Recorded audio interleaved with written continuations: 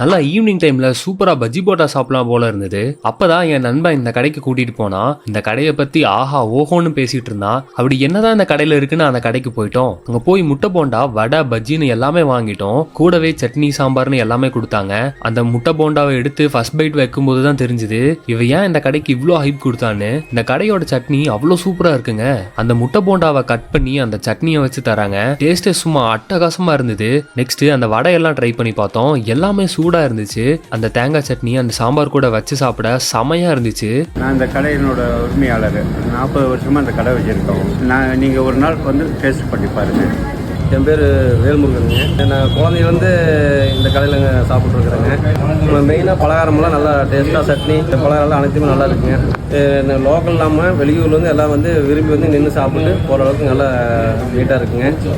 வணக்கங்க. கடை பார்த்தீங்கன்னா கௌதம் டீ ஸ்டாலுங்க. நான் வந்து விரும்பி சாப்பிட்றது இங்கே பார்த்தீங்கன்னா